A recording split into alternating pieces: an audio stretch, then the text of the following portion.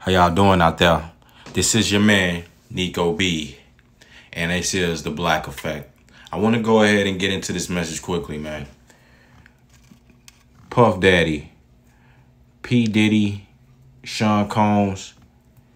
I want to center this message around, I want to use him and center this message around Puff Daddy, but it's called Taking the Oath. This message is called Taking the Oath, man. You know, I do hip-hop commentary.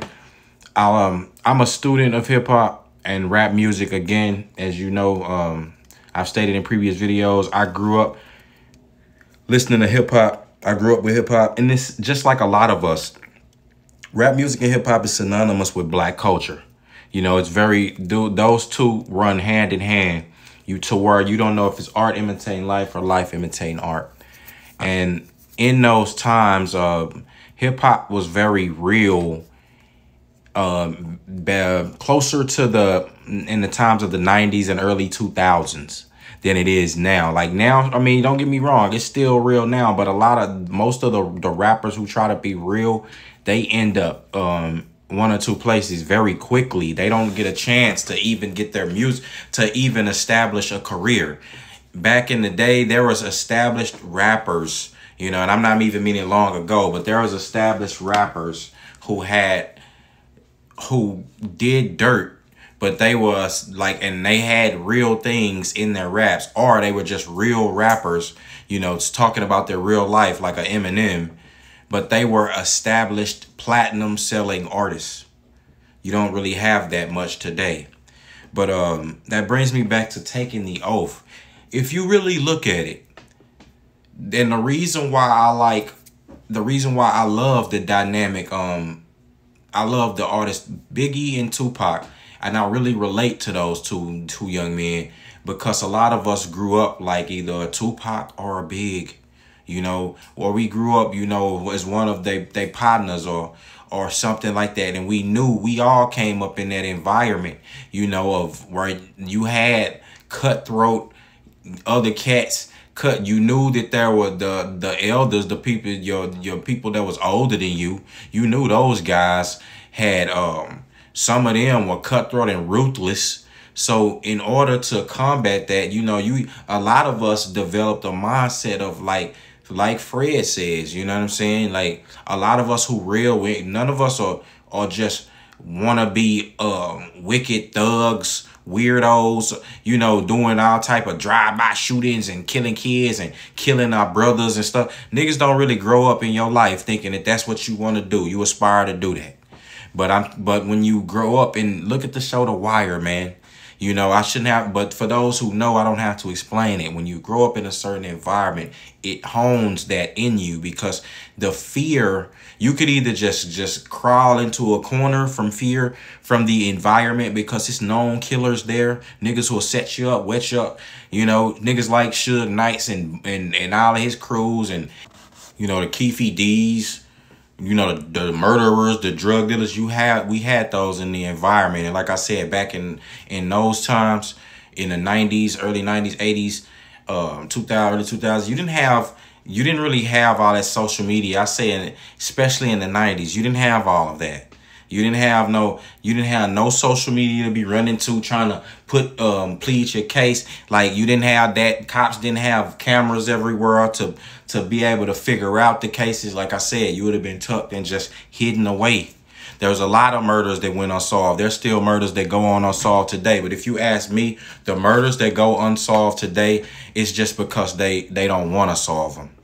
That's really how I feel. If the murders that go unsolved today, with all of the technology and the things and the culture, you still have some people who will subscribe to that stop snitching culture, but for the most part, that don't even exist anymore.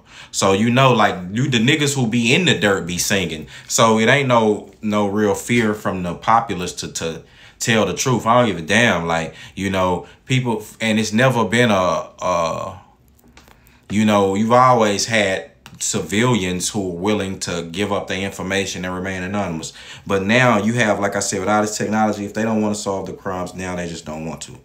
If they don't solve them. But the murders of Tupac, I mean, just was solved. The murders of Biggie, still sit around. They still have this as an open case. Like, they still don't know specifically who killed him. Like, they haven't solved that, like how Tupac's murder has just been open wide, you know, and then we have that information. But yeah, man, the oath, taking the oath, you have to do. You see the artists who are getting all of these, who get all of these deals out of nowhere, who stay promoted. You be like, man, I don't even listen to this person. The hood, and the way you could tell is because you could tell who the brothers listen to. Hip hop has always been a masculine, machismo driven sport. It's like a sport. You understand? But it's one of those things that's because it was created by the brothers and held, and because it is held in this masculine regard, it's kind of like you can't have it. It pretty much rejects the non-masculine elements and things that are things, for example, like, you know, the homosexuality in rap. For the most part, it gets rejected by the culture. I just told you how rap is synonymous with real life. You don't see, meaning you don't hear the culture of people in the urban community riding around listening to Lil Nas X, not even homosexuals, but you constantly see him promoted. Give you another example. You don't see people riding around listening to Playboi Carti. You understand? I'm pretty sure he may have some songs, but you don't have a lot of people riding around listening to him in the urban environment across America. But yet he's promoted. Kid Cudi fell off hard body, you know, walking around her in a dress, holding hands with a white man, with a Caucasian man. But yet he's getting films like he Tupac. He getting promoted on Sonic soundtrack, like he's somebody. This is how you can pinpoint, like the Lord says in the Bible, for those who have an eye, for those who have an ear, let him hear, and for those who have an eye, let him see. If you don't want to see, then you know what I mean, that what's right in your face, then you don't have discernment and you want to stay in the matrix. These are taking the oath is akin to rejoining the matrix and working with the agents. Like, now in the movie The Matrix, you have a lot of prolific movies I can reference and pieces of media, because media, I'm one of the people who understand that media matters. It's a big, huge influence. You understand? God allowed that to be done. He allowed media technology to be had on the earth for a reason. That allows me to be able to communicate to you from where I'm at. You know, but it's just like anything else, a tool that could be used for good or bad. But you have these groups of these men or these artists, and if you look at it, you can really tell if you have just a little bit of common sense and some discernment from God. This is why people are godly people, and people who talk about God and things like that, the industry rejects them. You understand? First of all, Kanye West, he's getting called crazy. People is trying their best to try to stop him. But why the industry hates them, the people who talk about God, is because they can't stop them. That's the thing. You could stop, like, there's been a lot of artists who's woken up like out of the matrix, and they didn't have nobody to guide them. Like, they just woke up too quick. Something happened. They lost a loved one.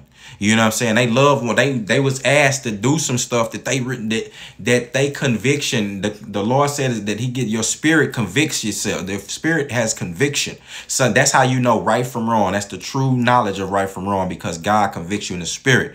Sometimes that's happened to artists, and they woke up. And what happened? They didn't have any guidance though. And what happened is Satan came and swooped right down on them and got them up out of there quickly. Satan got to work. He worked quick and destroyed them. That's happened to a lot of artists. Look, and I'm not, you know, just want to stay on. I don't have to stay on Bad Boy. I could, you know, go on and on. It's other labels who've done that. You know, when the artist woke up, the label saw that, and then they swooped on them and then got them out of there. But see, now it's getting out of hand. See, God, that's why Tupac had to die. You know, they wanted Tupac dead. I'm gonna tell you, you know, and we could speculate on who and you know who wanted that. You know, but because Tupac was going to take Bad Boy down. Bad Boy was over. Like, you know, if Tupac stayed alive, the whole rap game wouldn't have went into the trajectory that it went into. You wouldn't have no songs like Pastor Cavassier and all of these crazy songs that you had. Basically just waste of time filler songs that kept niggas dumb. See, real men, everything they say has a meaning, you know. And to be real with you, even those who are taking the oath, they understand that Satan, you know, you got to understand, man, Satan and God had a close relationship in the beginning. Them two are in agreement on a lot of things, you know, but where it counts and matters, they not. So it's like when you have the men in this space who, like I say, man, we could go on and on. It's not just with Bad Boy. Look, when the men and women wake up in the rap game and in hip hop, and it happens in rock music, it happens everywhere. Like Satan has his hand in the music, you know, and has his hand in life, period. But it happens in hip hop, especially when those artists wake up. If they don't have the guidance of the Lord and the Holy Spirit and the protection of the Holy Spirit, Satan comes on them quickly to get them out of there. That's why, you know, somebody swooped on Pac, so they swooped on Tupac so quick, you know, and had to killed him and almost killed Suge too. That's why. Because that had to happen for this new era. You heard that out of Snoop's mouth, man.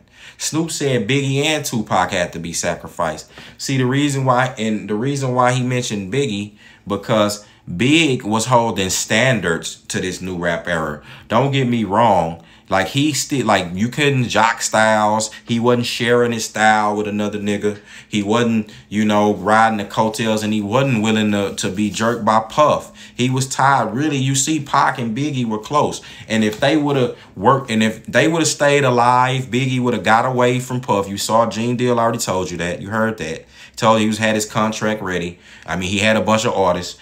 Pac, you know, was starting Euthanasia, Death Row East. Biggie and him would have worked together. They would have, because them two was like mine. They would have eventually got together, I think. But it was too much of the influence from everybody else. And Snoop had a hand in that too. Snoop was, you know, you saw Snoop on the Steve Harvey Show with Puff. Look at your own eyes at who's working together. And who's really doing what. You understand? And in the song, if you listen to the song Victory, the song that Puff came out with, I'm going to do a separate video on that. But in that song, Victory, Biggie and Puff are basically speaking to each other. You understand?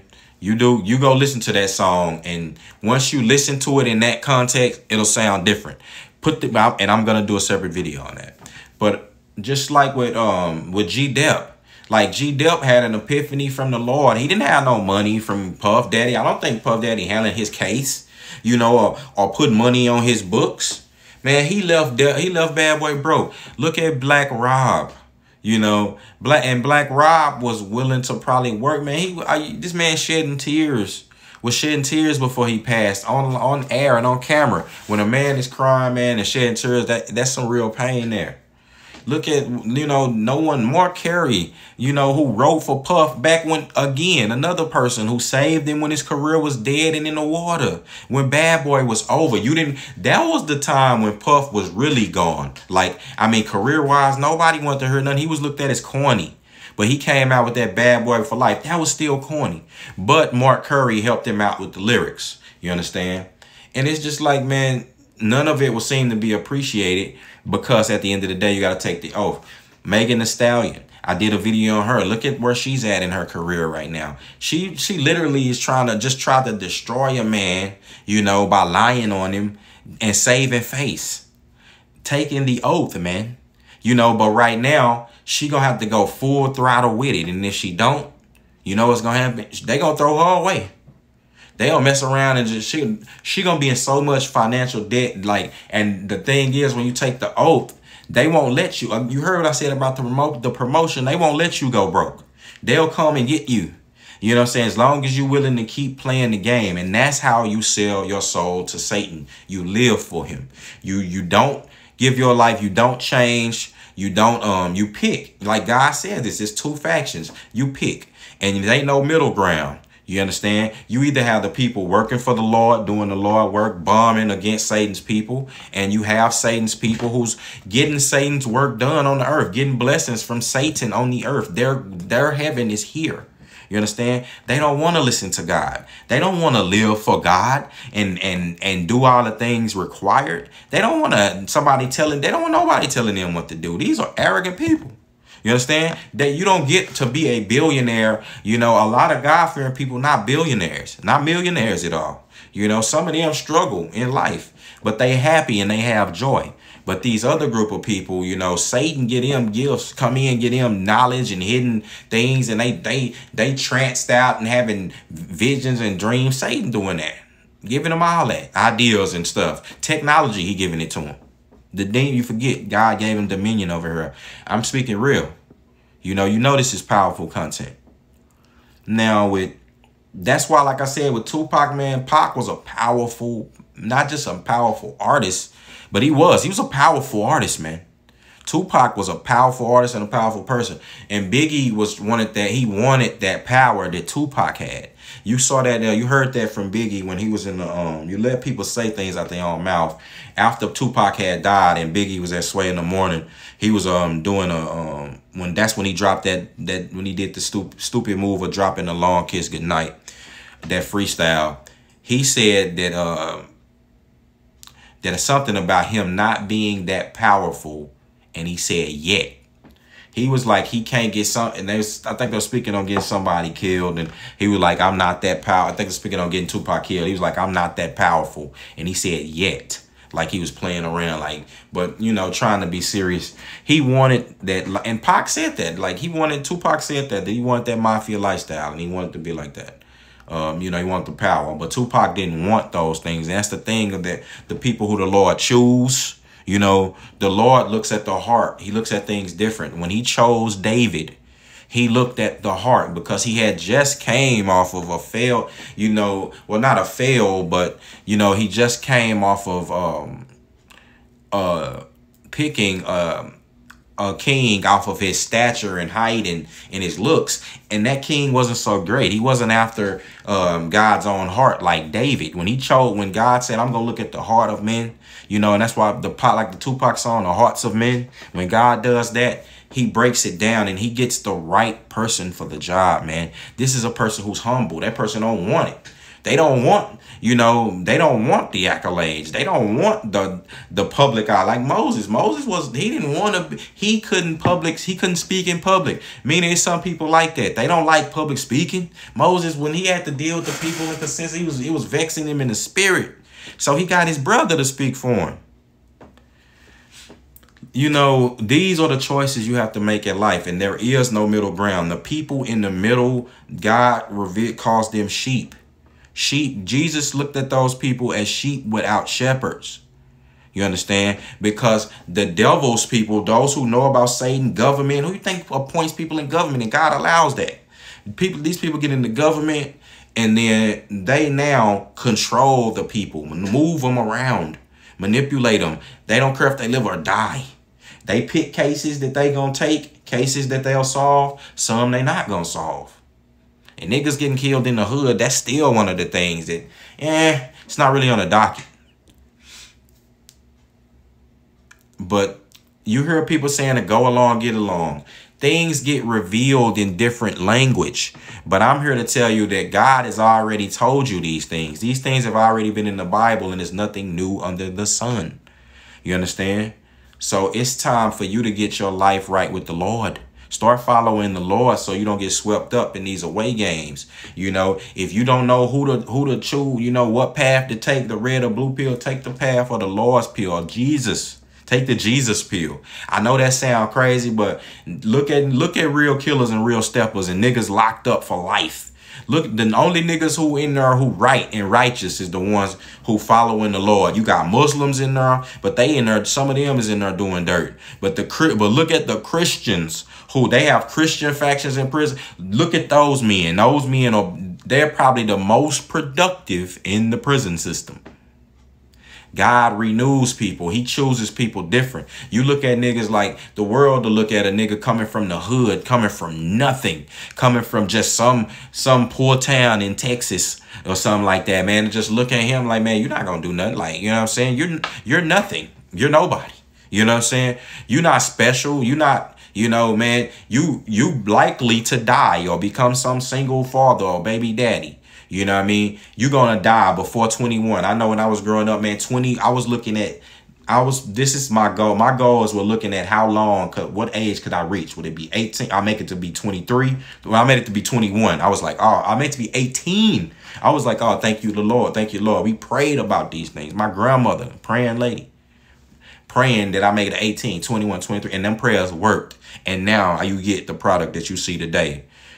No one. I'm one of the most intelligent men in America, on Earth, on planet Earth. You don't have to, you know, go or travel around 50 places and do all this foolishness, man. You know, I have the capacity to retain and attain knowledge. You understand? I receive knowledge from God and I'm giving it to you. This is I give unknown knowledge. I give not hidden knowledge. You understand? And like I said, I've been through a lot with the Lord, you know, in this life to see these things. And in the times where I've done music, man. You know, that's how I know about this, so I can speak on it. In the times of doing that and doing this music, man, I seen a lot, you know, went through a lot. And I was wondering why my spirit was vexed in this music. I'll do a separate video on that, you know, but because I want to keep this on the on topic. But yeah, I've seen some of those things that brings me to, you know, what I mean about taking the oath. You know, if they see any inclination of that Tupac spirit, of the spirit of Jesus Christ, of that type of spirit in you, they'll try their best to block you for number one. You know, they'll try to block you early. You won't even jump off the porch. If you look at, and no disrespect, but if you look at these shows like Off the Porch and things like that, when they introducing new artists right now, what do those artists look like? What are those artists doing? A lot of them smoking mad blunts, sitting there, you know, high and zooted. They zooted off pills. A lot of them are, you know, got people who done dirt. They on the run. You know, they ain't interviewing nobody. The women they interview they ain't got on no clothes. They scantily clad. They the typical ratchet blueprint. You know, the city girls, daughters. You know, that's what you get. You don't get nobody positive. And the reason why is because that's not who the industry wants. And when you look at that, you like, ask yourself, who is the industry ran by? It ain't ran by black folk. So you see you see the true gatekeepers. You understand? And they know the truth. So you have to take that oath. So don't look at Puff Daddy and them and be surprised. Don't look at niggas like, you know, Stevie J and be surprised. Don't look at niggas like, you know, don't look at niggas like D.L. Hughley and be surprised.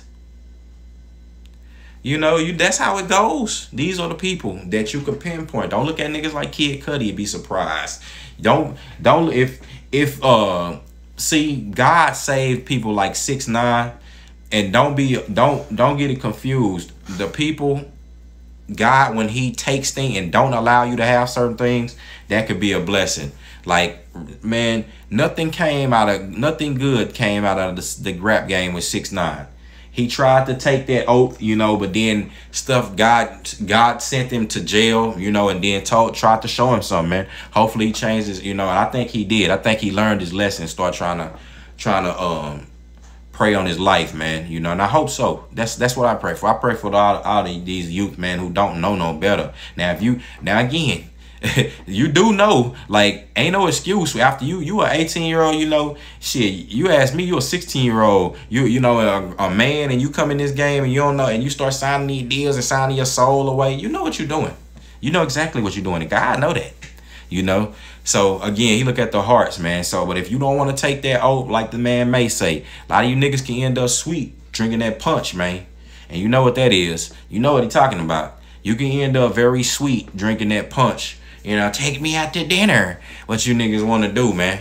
That's what y'all want. Y'all want to take me out to dinner. That's what y'all saying to grown men. You understand? See, we looking at y'all, man. We pinpoint y'all. And those who have a discernment, you know, y'all look at that. Man, you just had the man. Look, I could go on and on. But taking the oath, that's basically what it is. You know, and you could see the artist who's doing that. You don't have to be surprised. Just look at who they are. The French Montanas, man. You know, they used to be my guy. Like him and Max B. Max B didn't take the oath. You understand? And what happened? Max B got sent back to the P's, man. They threw him away. Like, you know, chick probably just come with some lick or come with something like that. You don't know who sent her. You know, Satan build these things up. Start putting these bugs in your ear. Cause again, I don't think Max B is gonna be down with the get along gang. But with that being said, man, I'm gonna end this video taking the oath. Which side do you choose, man? Like the Pac said, man, it's riders and punks, man. Which side are you on? So with that being said, it's your man Nico B. I'm gone.